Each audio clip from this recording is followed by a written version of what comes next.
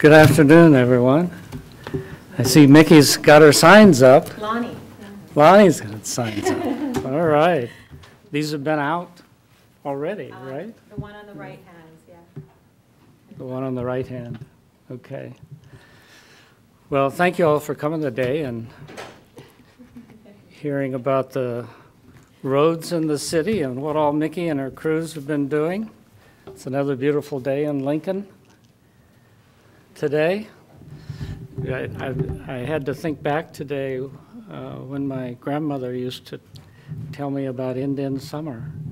I don't know if you all are familiar, young people are familiar with that expression, but it has to do with the period of time in early fall when usually there's some kind of freeze and you have the beauty of the foliage changing, and yet you have warm, dry weather and all the bugs are dead, and it's the most perfect time of year. So that's where we are right now, and let us tell you a little bit about where we are with our roads. As I indicated, I'm here with Mickey Esposito today, and as you know, she's the Director of Public Works and Utilities, and we're going to talk about streets, and we're going to talk about sidewalks, and we're going to talk about the 2015-16 construction year. Before we get started on what's coming, I want to take a few minutes to let you know what has happened over the past construction year. Now, you may have seen on your calendar that fall officially began a few weeks ago on September 21st. However, as far as street and sidewalks improvements are concerned, Mickey and I are here to tell you that the summer of progress has definitely been extended officially today. Our crews continue to repair and repave streets across the community at an historic rate. And let me tell you some of the results. Since the first of the year, our pothole patching crews have used over 2.5 million pounds of patching material to fill more than 54,000 holes. We have invested in new technology and machines that have more than doubled the amount of permanent repairs. Additional sidewalk dollars allowed us to hire additional private sector construction firms to virtually eliminate the 20-year backlog of needed sidewalk repairs.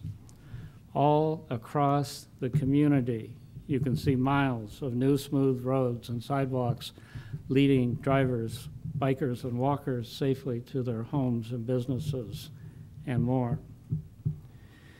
You should have a handout with you, I hope it's been passed around, that lists some of the completed and ongoing projects. It also includes expected completion dates.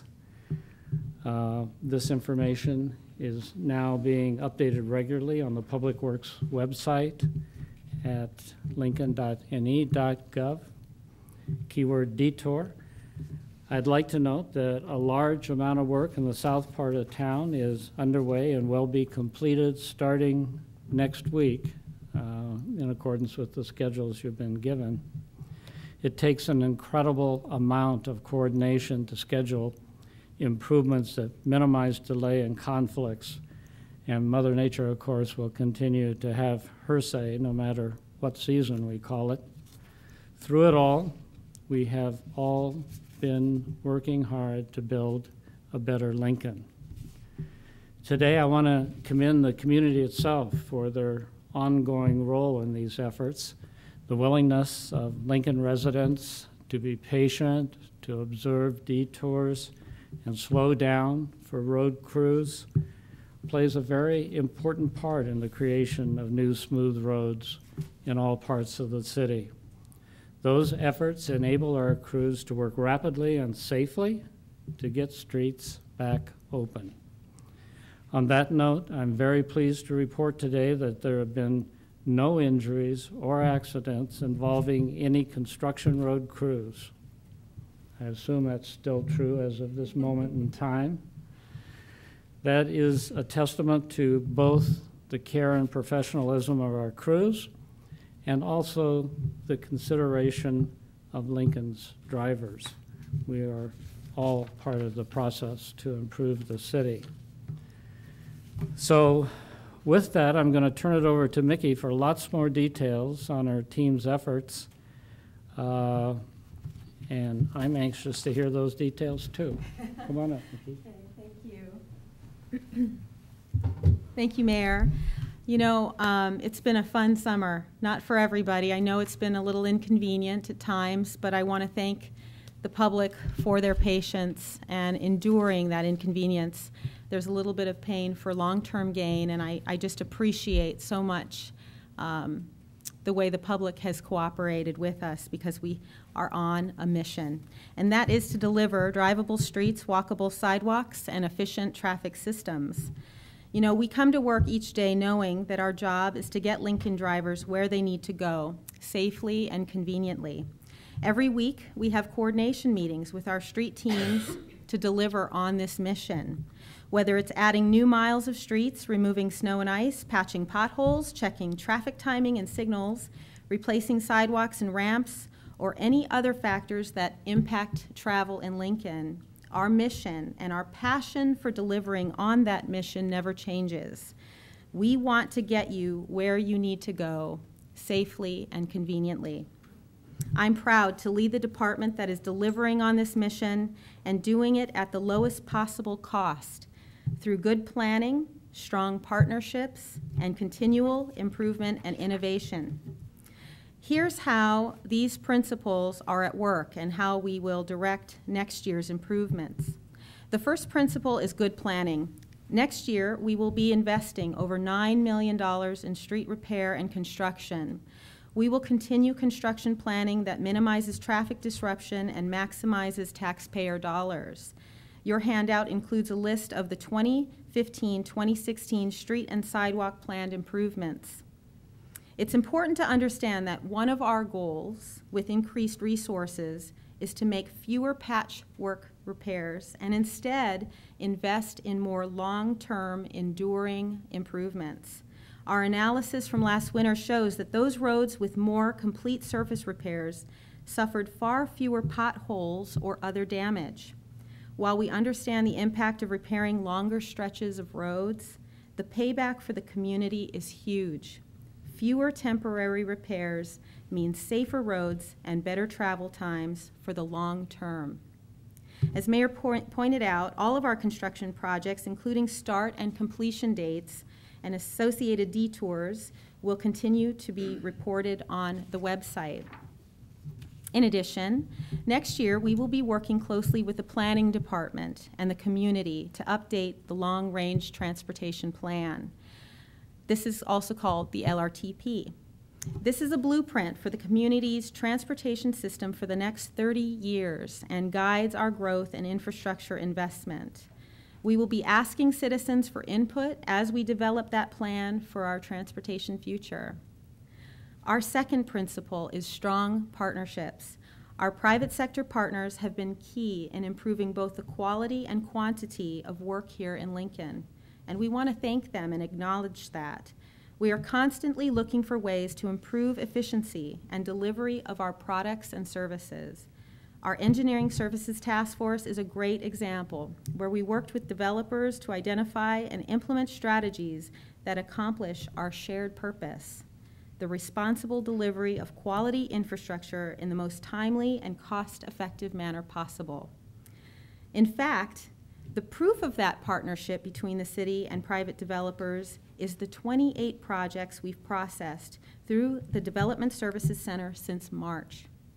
That represents a $12 million investment in the city of Lincoln's growth. It's a good thing. Moreover, to maximize project delivery, we partner with private sector construction companies for all of our major repair and street construction projects. Why? Because those are the kinds of projects the private sector wants and performs best. They are able to hire and schedule crews far out into the season, creating predictability, consistency, and cost savings. Our city crews are then free to do what they do best: focus on the rapid deployment of routine and corrective maintenance. Sidewalks provide another great example of that partnership. The sidewalk budget for the next year contains just over $1 million for improvements. The majority of those dollars will go to scheduled repair contracts where large neighborhood areas, roughly a square mile at a time, are identified. And that package of repair work is then bid to private construction companies. Their crews spend 6 to 8 weeks working to repair the sidewalks within those areas. Here again, allowing private companies to plan their staffing and materials ahead of the construction season and for months at a time. However, the other kind of sidewalk work involves emergency and priority repairs which need to be addressed right away.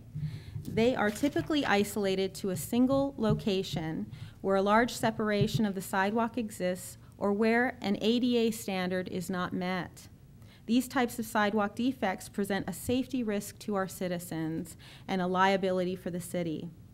In order to address them as quickly as possible, we will use existing dollars to hire 4 street and sidewalk repair employees to serve on a rapid repair crew to assess and eliminate the most dangerous and non-compliant sidewalk problems right away. Our third guiding principle is continual improvement and innovation. This is the real fun stuff. A big part of our mission is to constantly improve, and our managers are always studying the industry for new and better practices. We have purchased new construction machinery and modern patching materials to deploy in the upcoming season. We have already utilized 2 asphalt grinding machines and 2 mini asphalt pavers, which help our crews push through repairs more rapidly. Beginning Monday on West O Street, our crews will field a new asphalt mix designed to fill wide cracks, potholes, and pavement defects that do not warrant concrete pavement repairs. The cost-effective material prevents water infiltration, restores ride quality, and preserves the life of the pavement. Equally important, this new process allows repairs to be made with fewer temporary lane closures and shorter traffic delays, which is important to our traveling public. We also just received 4 new pothole repair trucks that will be used yet this fall and available for winter pothole season. And we'd like to invite all of you to come see them at the MSC following the press conference. In addition, we're expanding our use of advanced snow and ice melting compounds, our beet brine, this winter that keeps streets safe and improve the efficiency of snow removal crews. And finally, our pavement management system used to monitor the condition of our streets serve as the basis for our street maintenance and repair programs. Our managers use both computer modeling and field analysis to guide when and how repairs should occur. This allows us to make cost-effective decisions that increase the life of our roadways, improve traffic flow, and get you where you need to go safely and conveniently.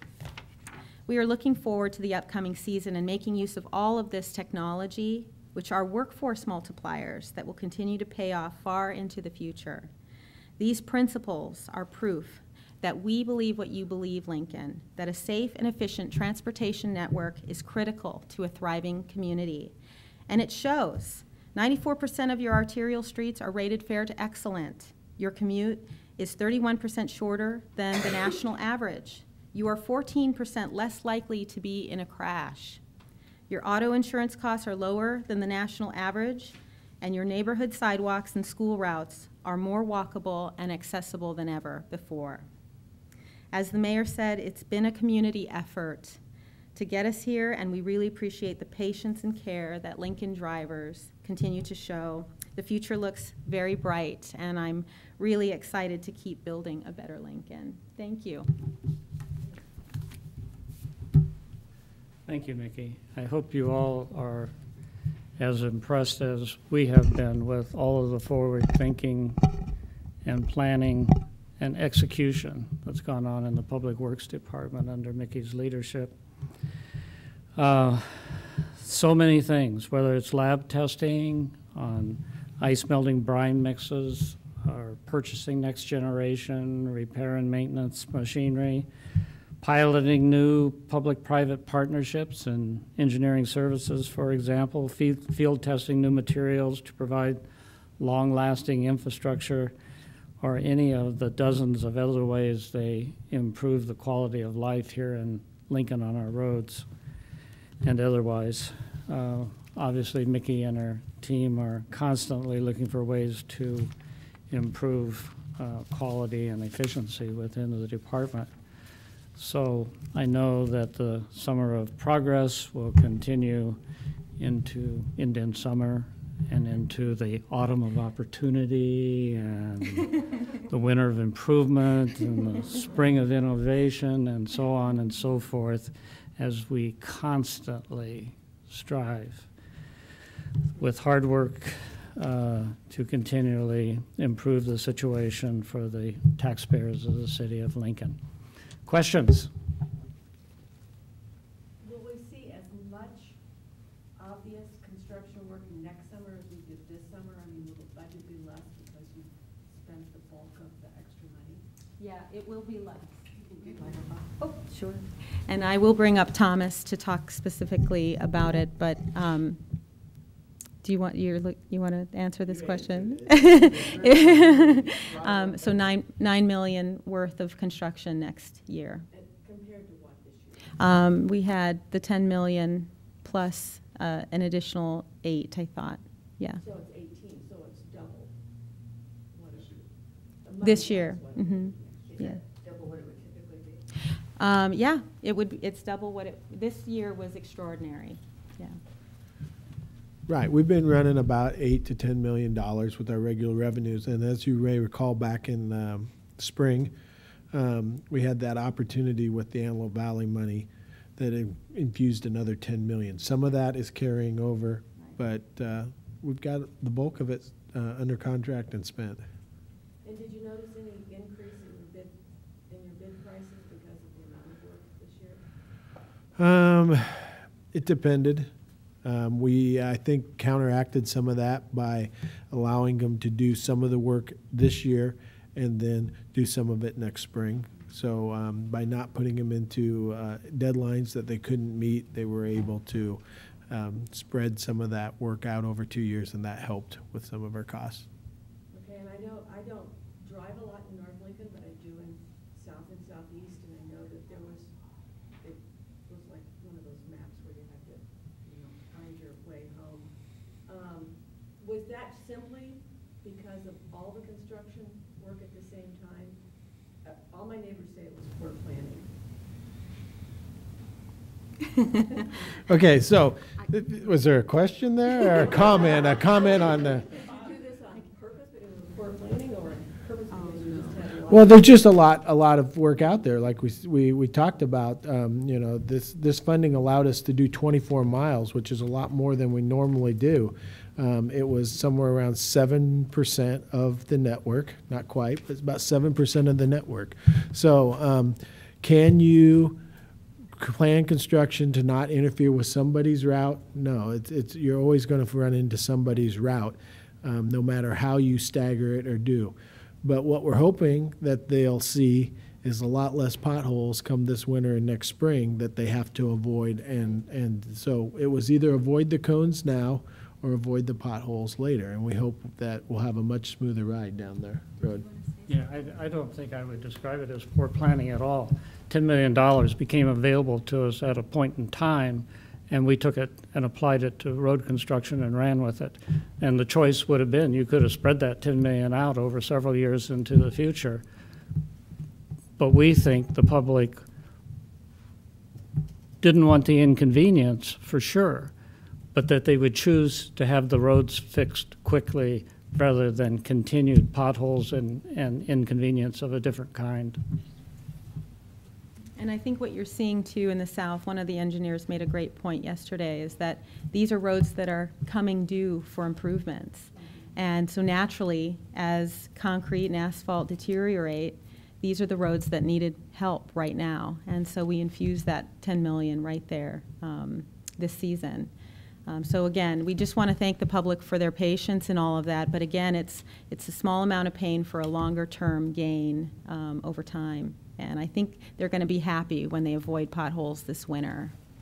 Is the rapid response team something new? We have, it is something new. It is a different way of delivering sidewalk emergency and priority repairs. In the past, we didn't have quite the budget we would have wanted for sidewalks, and now we have a nice amount to dedicate to sidewalks, and this is the way we're choosing to divvy that workload up. There are emergency and priority repairs that should be taken care of right away, but there's also neighborhood repairs that can take a little bit longer and be batched together for contractors to handle. Mickey, I don't know if it's fair to speak of it this way, but it's actually the same way that we handle streets, is it not? Yes, that's a great point. We have emergency crews who are our own crews that deal with potholes and other emergency repairs on the roads. And then we turn over road construction, large scale, to the private sector. We're doing the same thing with sidewalks. Right, it's a perfect analogy. Have you found a way to cure the John Camp's curb problem? I think we're working on that a little bit. Ty's Barger from our maintenance shop is looking at ways to protect some curbs. They're looking into a few things, ideas, but we probably aren't ready to announce what that will be. But yeah, the best way to I guess fix that problem is fix the curb. But yeah, we're looking at a few things. I know he's concerned about snowplows hitting them. Right. Yeah. Can you speak a little more about what these new spray patchers will do and what makes them so innovative? You know, actually, I'd like to invite Ty up to talk about that piece of equipment, if that's okay. Okay.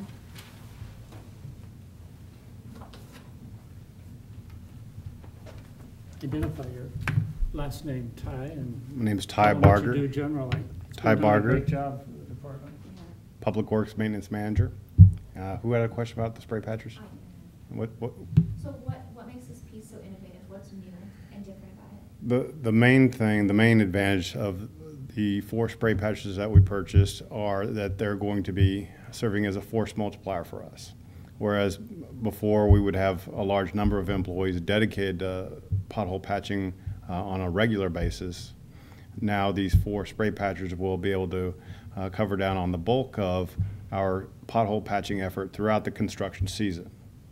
So that is the main benefit, and the second most important benefit of these new pieces of equipment is that they will provide a longer lasting patch.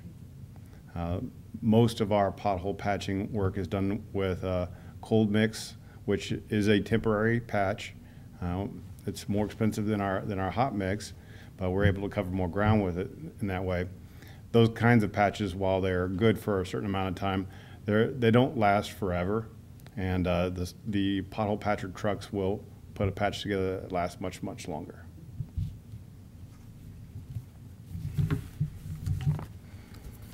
Okay. You good to go? Some irony in the little sign when you say take the road less traveled. The poet meant it, of course, to refer to individuals and individualistic minority type people. But for the driving public, they all try to take the road less traveled, don't they, Mickey? They do. That's what they want. Yeah. Thank you.